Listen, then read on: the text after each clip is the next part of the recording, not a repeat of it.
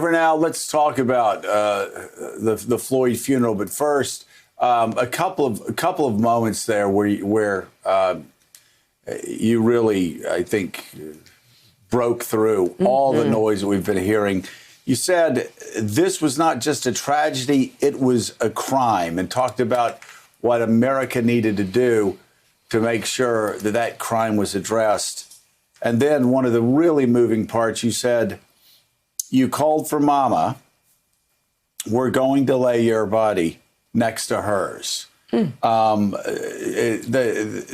range of emotions yesterday at your address was they were stunning, powerful, extraordinary. Tell us what it was like to be inside that room. It was very, very emotional, even for me, even though I've done these for many years. To be sitting there with the family that was not dealing with this as a public issue, not dealing with this as a headline, but this was their father, their brother, their cousin. And to hear what they would say to each other over the last few days and how they were struggling to deal with the public light and glare that they were put into without any request of their own, and balance that with a real firm commitment that they wanted to see justice. All of that was very, very much present. And so when I spoke, I wanted people to, as we go through all of these announcements, this corporation giving millions of dollars, this person doing that, which is all good and necessary. I wanted people to understand from the family point of view and my own, this was a crime. Let's not get beyond the fact that someone decided to break the law by pressing their knee 8 minutes and 46 seconds on a human being's neck that caused his death, that ought to be accountable.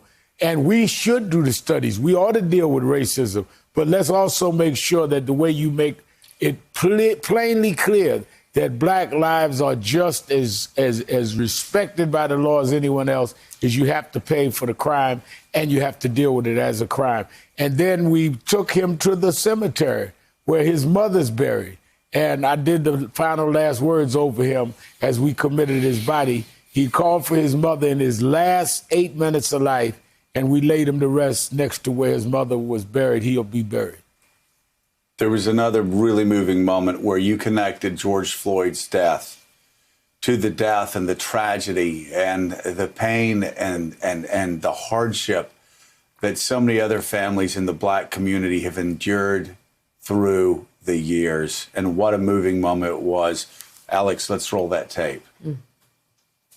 The mother of Trayvon Martin, will you stand? The mother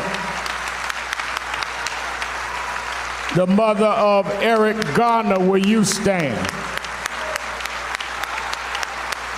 The sister of Botham Jean, will you stand?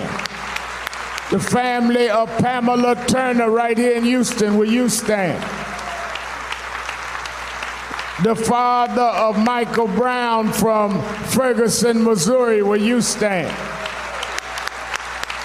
The father of Ahmaud Arbery, will you stand?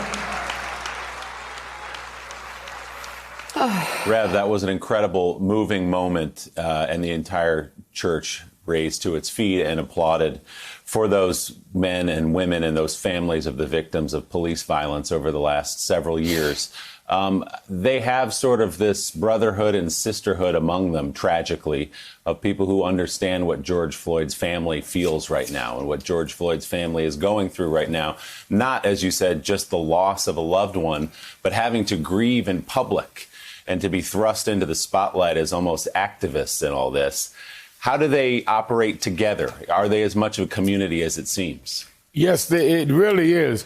When I went down the first week, which is now almost 3 weeks ago, to deal with the family and go to the site of where George was killed, I brought the mother of Eric Garner with me. And because of the generosity of Tyler Perry, he provided a private plane for her and for the family throughout this period, so they wouldn't have to deal with traveling with the coronavirus still with us.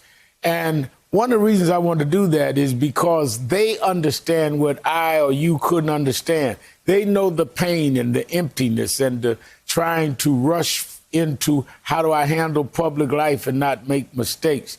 And I watched her in the room with them. And then when Trayvon's mother came and when Michael Brown's mothers came and the others came, they almost have an unspoken language between each other, though they started as strangers, because it's a pain that they understand that someone like me can be sensitive to and try to help and deal with whatever they need, but they know each other. And there's also a sense of comfort that the ones that were the object of the condolences and the comrade feeling yesterday, in this case, the George family, they feel they're not alone because they see others that this has happened to that took time to come. So I think it was very comforting for them to share and be there and all of them together. The shame is there's so many of them.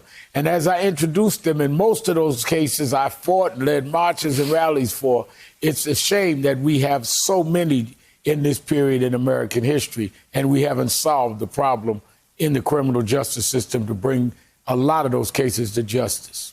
Thanks for checking out MSNBC on YouTube, and make sure you subscribe to stay up to date on the day's biggest stories. And you can click on any of the videos around us to watch more from Morning Joe and MSNBC. Thanks so much for watching.